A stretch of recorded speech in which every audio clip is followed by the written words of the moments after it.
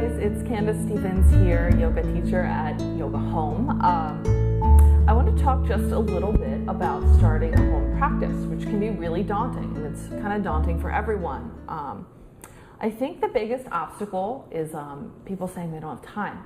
And I think that comes from people thinking you have to do this full hour-and-a-half practice. In my background as a therapist, I know goals are more likely to be met if you start small and specific and you start to meet these little goals and gradually increase them. So I would say start with something that's really manageable for you. 5 minutes a day, 10 minutes a day. Even if it's just stretching in your bed and kind of reaching your arm up, that's still sort of yoga if you're paying attention to it, right?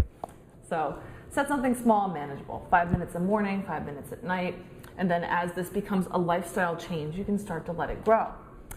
Another one is to set a space or a little area where you can be used to dedicate to practice to yoga.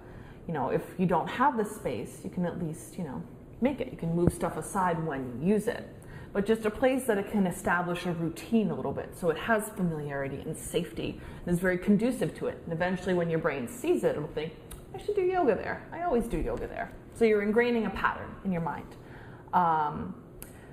It's great to have a set sequence too, something that you know and have internalized and can be much easier to come to. So some of our other teachers have recorded some great videos that focus on sun salutations or Surya Namaskar, A and B. There should be a link either here or here.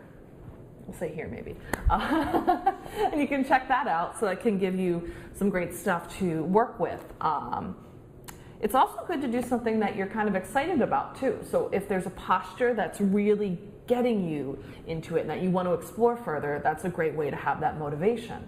But I would also say, make sure you warm up first. You don't want to go into a full split and then have to go to the doctor a day later because you weren't warmed up for it. So just be kind to your body. You can do things like cats and cows and a gentle sun salutation, whatever it takes, so your body is ready to start to explore deeper stuff. Another great thing is to keep the time of day in mind too.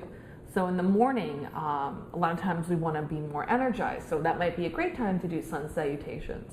But you also want to meet the energy of the moment. So if you're super tired at first, if you think about jumping around and being super athletic right away, you might not crawl out of bed.